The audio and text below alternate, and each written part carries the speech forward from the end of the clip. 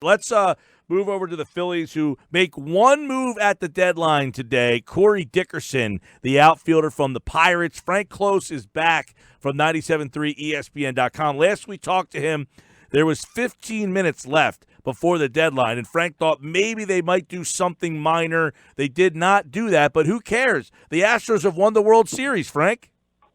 Yeah, you're going to have a lot more time to talk about 80s sitcoms, it looks like, because Phillies did not do much else. They did make one move that Matt Klentak kind of slipped into the reporter session down at Citizens Bank Park. They added pitcher Dan Straley, who once upon a time was a nice starter for the Marlins, but it looks like he's just going to AAA, and he's going to be AAA depth. But definitely a stunner, which the word got out after the deadline that a deal was done, that the Astros picked up Zach Greinke, and that's that really makes that rotation and absolutely dominant. And I think that the Astros were somewhat planning ahead because they're going to lose Garrett Cole to free agency after the season, so they said we might as well go all in now, and at the same time replace Cole in the rotation next year. So it's definitely some forward thinking from Houston to make sure that they stayed competitive for the long term, and they did not have to give up their top prospect, Kyle Tucker, either. Yeah, they got Zach Greinke, by the way. The Astros did. So Verlander, Greinke, obviously Garrett Cole, Wade Miley, 2.88 ERA this season between those guys. So it looks like the Astros know it. Hey, our window's wide open, and we're going to jump right through it and try to do something here. Phillies get Dickerson. They've obviously made a couple moves before. They didn't do enough to win a World Series. I don't think anybody would say that. But did they do enough to stay interesting in this playoff race? Well, I think the bigger effect that we're going to see is next year. You look at the Mets, you look at the Cincinnati Reds. Cincinnati Reds go out and get Tanner Roark. The New York Mets go out and get Marcus Stroman. Right? Neither team was expected to compete this year, and they probably won't compete this year, barring something unforeseen. But what they did was they took advantage of the opportunity to add, and they grabbed players for next year. The Phillies need starters next year. The fact that they didn't get one right now certainly means that they're still going to add starters next year. And the problem is, who's going to be available? So Garrett Cole is the only real answer on the free agent market. You can say the Phillies, well, they if you look at their track record with free agent pitchers, they didn't want to sign Patrick Corbin last year because of the later years on the contract. Well, if that's any sign of what they're going to do in the future, they're not going to be in on Cole. So I guess the question is going to be, where is that starting pitching going to come from? And, the Mets and the Reds, again, not contenders, but they jump ahead and do something now. Now, as to what the fans can look forward to, the Phillies really are still kind of in this. If you look at the wild card race, the Chicago Cubs, they acquired Nicholas Castellanos from the Detroit Tigers. That's one of the bigger pickups at this deadline. That kind of gives them a leg up to maybe walk away with limp away with the National League Central. But the Brewers, they've made a few minor moves, nothing earth-shattering. They have picked up Jordan Lyles from the Pittsburgh Pirates, who have been struggling a little bit. But the St. Louis Cardinals did absolutely nothing. So if you look at the Phillies' competition for the wild card, not a lot of the teams did much of anything. Now, the Nationals are currently ahead of the Phillies in the standings. The Phillies can win. If they win today, they can pull ahead of the Washington Nationals once again. But the Nationals add a few relief arms. The Atlanta Braves, they get two closers in Mark Melancon and Shane Green. So they're pretty active. So, but as I said earlier today, that if you look at the way this trade deadline works now, if you suffer an injury after now, you have no recourse to go ahead and make a move. So if Max Scherzer doesn't really recover, he's on the IL again. Well, that could be a reason the Phillies separate themselves from the Nationals a little bit, right? So, or if you look down at Atlanta, if they have an injury among one of their bright young players, because you can't predict them, they could separate themselves some more. Or the same thing could happen to the Phillies. Somebody could get injured and they fall flat. So, very, very interesting to see how this trade deadline works out. And it makes me wonder if things might change down the line if teams find themselves unable to cover up what happens in August. Yeah, Frank, I mean, obviously down the road here, you look at the Phillies rotation. You got Nola, you got Smiley, who threw last night. You got Vargas, who's going to pitch on Friday. And then I guess Velasquez and Arrieta. That will be your 5. They got news today that Dave Robertson's out for the season. So this bullpen is essentially, they got no help for this bullpen today. But how do you see this bullpen materializing down the final 56 games here? That's a really, really good question. Certainly, they're going to have to rely heavily on Hector Neris to be the team's closer. They're going to have to rely heavily on their back-end lefties and Jose Alvarez and Adam Morgan, who have been reliable. So those 3 you have to add to it. They're 2 acquisitions, formerly of the Minnesota Twins, Mike Morin and Blake Parker, and Juan Nicasio, who's had his good moments. He's had his really bad moments. I mean, what those 3 do are really going to matter, as is what Nick Pivetta becomes as a reliever. Now, Zach Eflin is in the bullpen for now. He might need to be optioned to AAA in order to make room for Vargas. I'm curious how they're going to handle that roster move. But really, if you consider Ranger Suarez has been good for them for the most part, you don't have the sort of blow up bullpen they used to have. Now, I'm sure that the guys they have are not going to be perfect all the time, but it seems like it's a lot more reliable than they had at other times this season as guys were coming in and out. And at least now, you're pretty sure that you're not going to get Robertson and Nishak and Hunter, and Dominguez is also looking kind of pessimistic. So you kind of know what you have now. And hopefully the guys can just embrace those roles and run with it.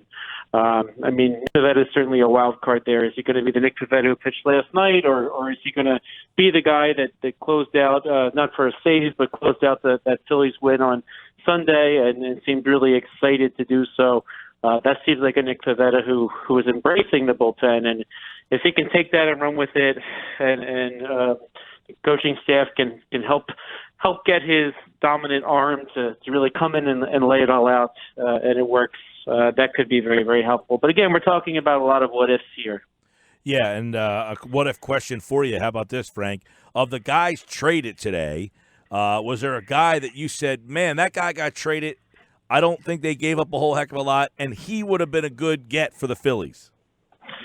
Tanner Roark, I think might be that guy. I always liked Tanner Roark when he was with the Nationals. I thought he was a very talented player, and he's had his ups and downs. Of course, the year that they signed Scherzer and he kind of got bumped to the bullpen, he didn't take that very well. But when he's been a starter, he's been pretty good. He's been good for the Cincinnati Reds this year.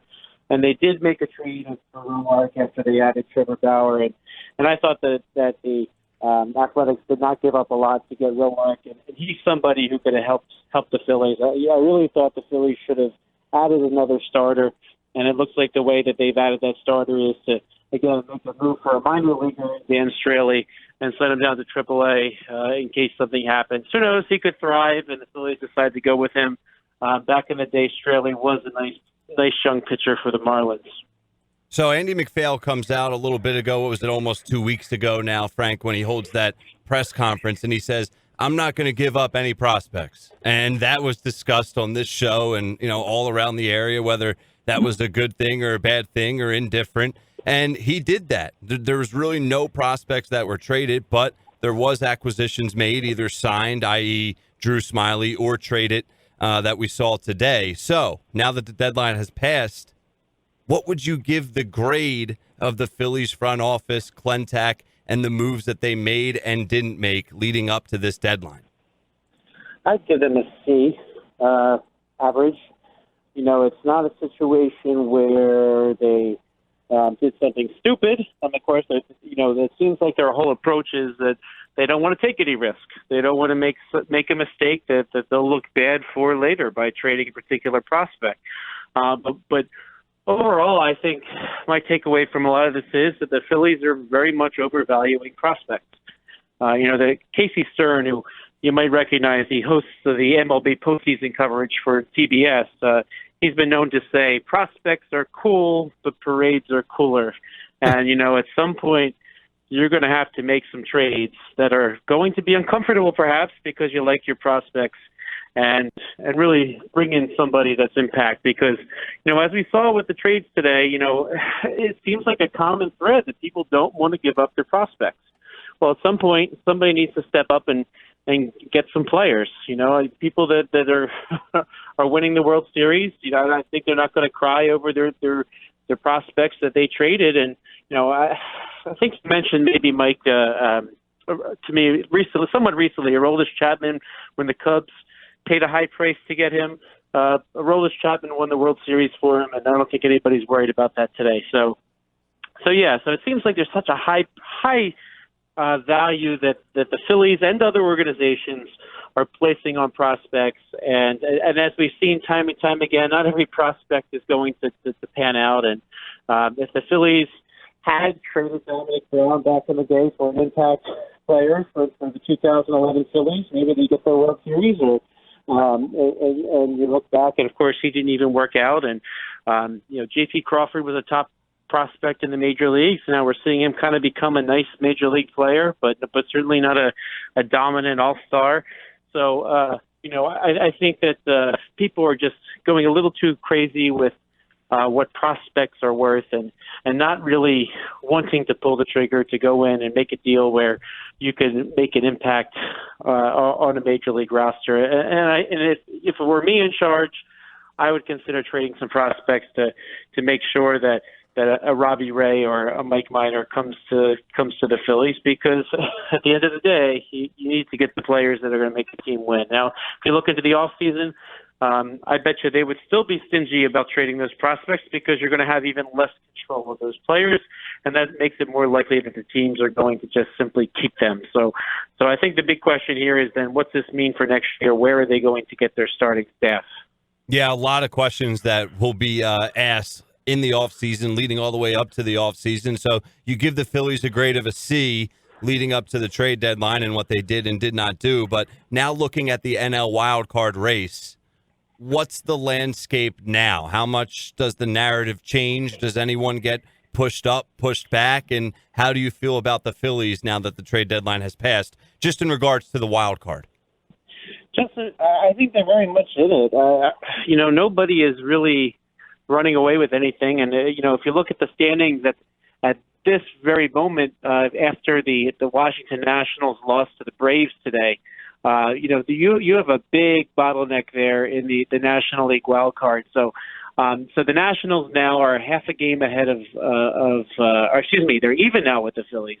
And if you look at the wild card picture, as I mentioned before, you have St. Louis, who's now the division leader. They're basically a game ahead of the Phillies in record, but the Phillies and Cubs and National all tied for the wild card.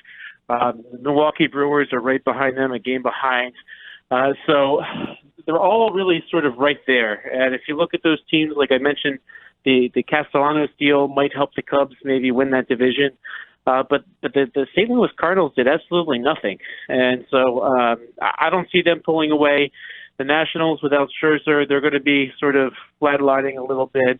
This could be one of those things where you go down to the end. And if you look at the Phillies' schedule in September, you head down that stretch there. So you start out the month basically with a 4-game series against the Reds. Then you have the Mets.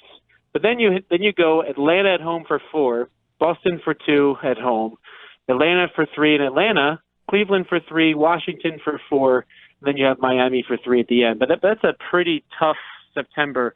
It might just be who's hot when you get to the month of September that's really going to run away with that wild card. Now, Frank, Matt Klentak said that we've been adding guys for the last 2 months. We can't trade our best prospects all the time. We weren't willing to meet prices on better players.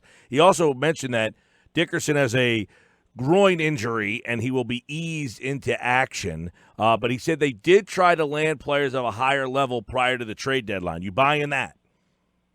So basically he's saying he failed, right? So if he's saying he tried, trying isn't good enough, right? I mean, if at the end of the day you don't get the players, right? So it's kind of a silly thing to say. I think that the response that they weren't willing to meet the price is better reflective of the situation.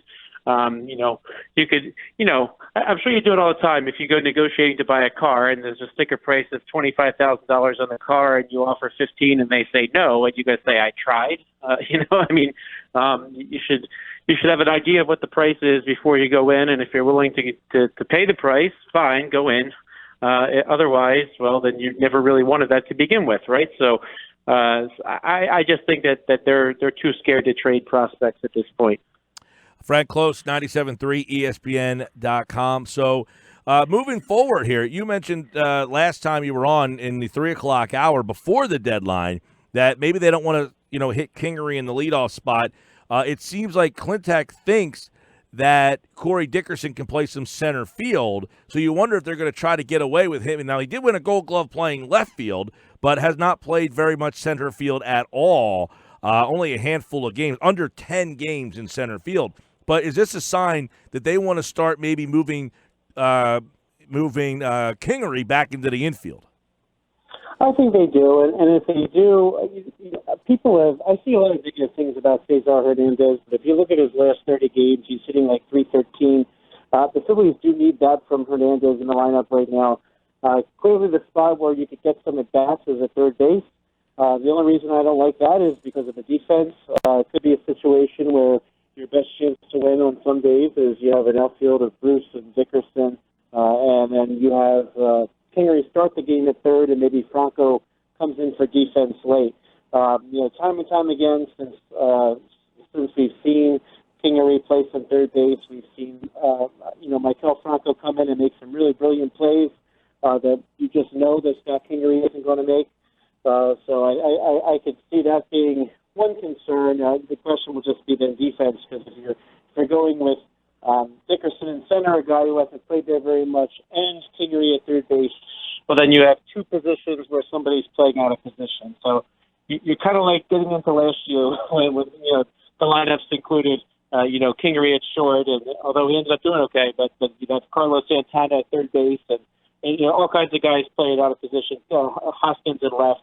Hopefully they don't do that, because that didn't really seem to work out so well last year. So I think they could do it if offense is what they need. But, I think what's going to be more important down the line is that they can pitch the ball and they can play solid defense. So we'll see. I would not do that on a long-term basis and just say Scott Kingery's the third baseman, period.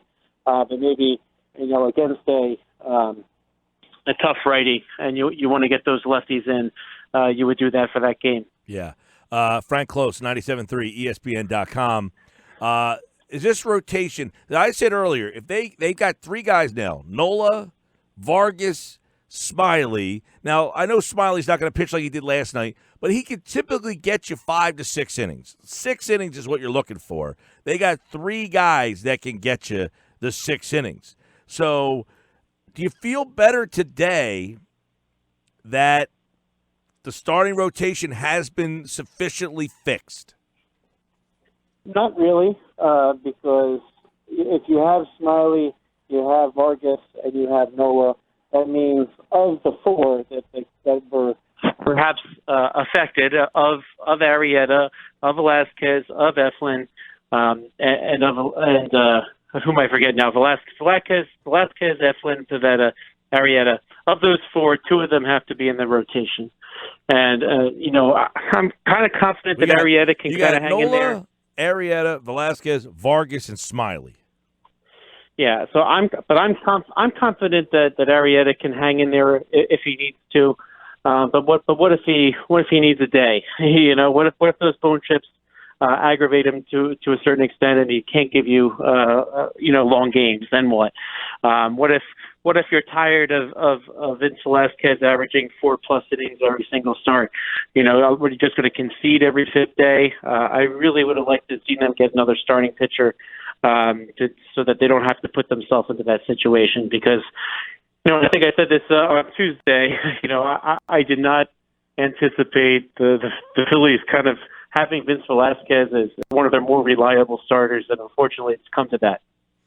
Yeah, I think you can sum it up, guys, as the Phillies got a little bit better. Atlanta, I think, got much better, and even Washington got better. They all fixed areas that they needed help in. The Phillies just moderately fix areas that they needed help in, but we'll see. Right now they are tied for the wild card spot with 56 games to go. They've added 2 pitchers and now a bat. We'll see if Bruce can get back and help this team out as the second the sprint to the finals. 56 games to go, continuing tonight against the Giants, who have traded a bunch of guys away. So we'll see what the Phillies have to offer. Frank Klose, we're more on the Phillies. Go to our website, 973ESPN.com. Frank's got a lot of Phillies material up there today, and the Phillies add Corey Dickerson today at the trade deadline. And a lot of people might not know Corey Dickerson, but he's a pretty good player. 300 hitter, Gold Glove outfielder. He's a guy that actually is a nice piece for them. So we'll see if he helps them out. Frank, all right, pal. If something else happens, well, no more trade deadline. The August deadline's over, so this is it. We'll see, but we'll surely be catching up here shortly. Sounds good to me. All right, Frank Klose, 97.3 ESPN.com, at Frank Klose with a K on Twitter.